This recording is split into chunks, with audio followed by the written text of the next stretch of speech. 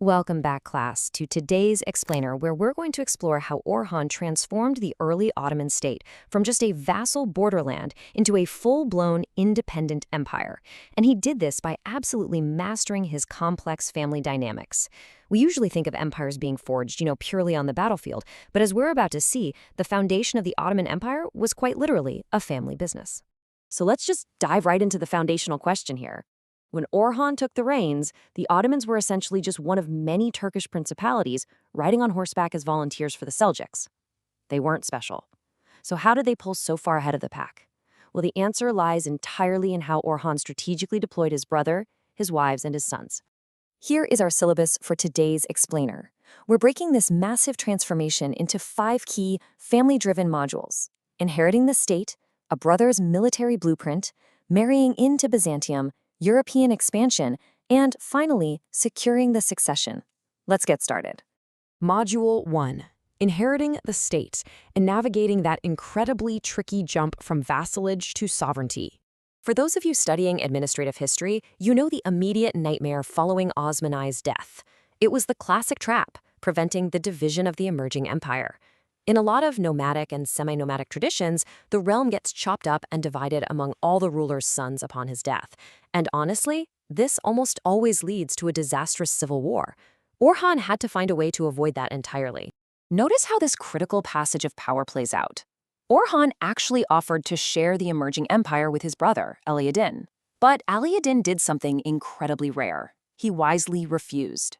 He argued that their father had designated Orhan as the sole successor, and splitting up the realm would just weaken it. Instead, Ali ad-Din accepted the revenues of just one single village near Bursa. That massive act of familial sacrifice was absolutely crucial in preserving a unified Ottoman state. Okay, so you have a unified state, but how do you actually prove you're independent? You hit them in the wallet. Orhan asserted his true independence by stopping the use of Seljuk imagery on money and minting his very own silver coinage. He also stopped having public prayers read in the Seljuk ruler's name. This wasn't just some polite, symbolic gesture. By controlling that silver coinage, Orhan began to completely dominate regional trade and built a robust, independent Ottoman economy. And this economic pivot was a massive success. The famous Muslim scholar and traveler Ibn Battuta actually hit the nail on the head here. When he visited, he noted Orhan's incredible wealth and observed his constant, endless inspections of his fortress network, noting that the guy never stayed in one town for even a month. That kind of wealth wasn't an accident. It was the direct result of Orhan's administrative consolidation and his brand new economic independence. Moving right along to Module 2, a brother's military blueprint. Remember Aladdin? Well, he definitely didn't just fade into the background. So ask yourself, how do you hold down a rapidly expanding territory without a permanent army? Well, you don't. And that's exactly why Aladdin shifted his entire focus to architecting the state's military and legal backbone. Before this, the early Ottomans just relied on armed vassals and volunteers, guys who rode to the prince's banner when called and just went home when the raid was over. Great for skirmishes, terrible for building an empire. To fix this, Aladdin completely revolutionized the military.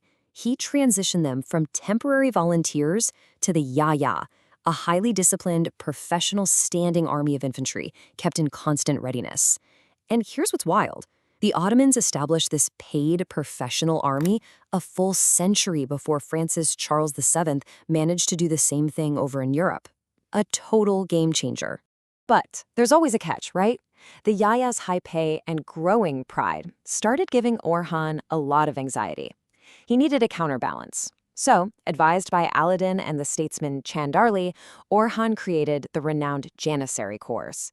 This was a brilliantly radical administrative reform. They took selected children from conquered Christian populations, gave them an elite education, and molded them into a fiercely loyal military force. It perfectly integrated diverse populations into the state machinery while keeping the regular infantry's ego in check. Okay, Module 3, marrying into Byzantium. Because Ottoman expansion wasn't just about military muscle. It was about incredibly shrewd geopolitical matchmaking. It is so fascinating to see how Orhan weaponized the Byzantine civil wars of 1341 to 1347. I mean, the Byzantine Empire was literally tearing itself apart from the inside. But rather than just attacking blindly, Orhan used his family tree to secure a permanent structural advantage. Just look at how he played this. The Byzantine regent John VI Kantakouzenos was desperate for allies, so he secures Orhan's military support by offering his daughter Theodora in marriage. By marrying the emperor's daughter, Orhan brilliantly navigated this complex political landscape. It gave him the legal cover to intervene, use his troops to loot Thrace for his new father-in-law, and the ultimate prize. The Ottomans were granted the use of a European fortress at Chempe. He literally married his way into Europe. Which brings us to Module 4, Sons of European Expansion. While Orhan managed the heavy administrative lifting back home, his sons were out on the frontiers. His sons were the absolute vanguard of state expansion.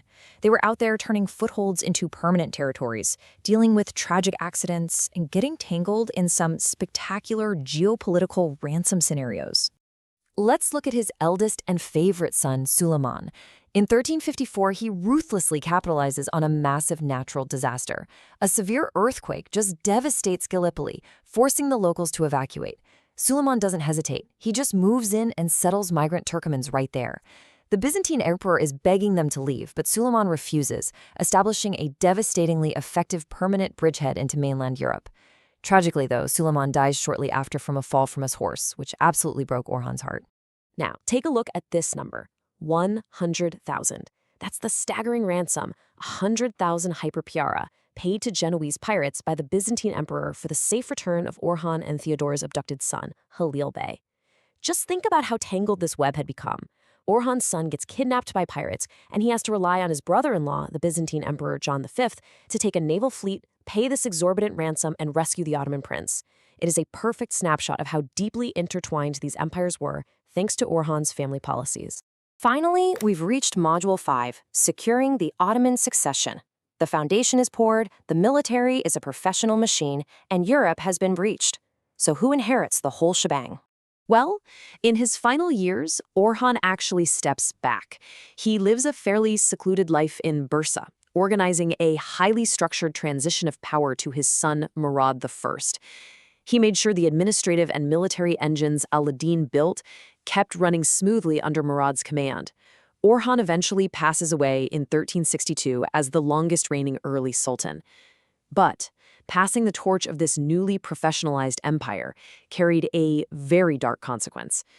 To secure his own absolute rule, Murad I eventually executed his half-brothers, including the recently rescued Halil Bey. So I want you to really chew on this question as you review your notes today. The very same familial structures, the cooperative brother, the strategic consorts, the diverse sons that allowed Orhan to build a wealthy, independent world empire ultimately became the greatest threats to its future stability. It's a tragic irony that led directly to the brutal Ottoman tradition of royal fratricide. Thank you all for joining today's explainer on Orhan's administrative masterclass. See you next time.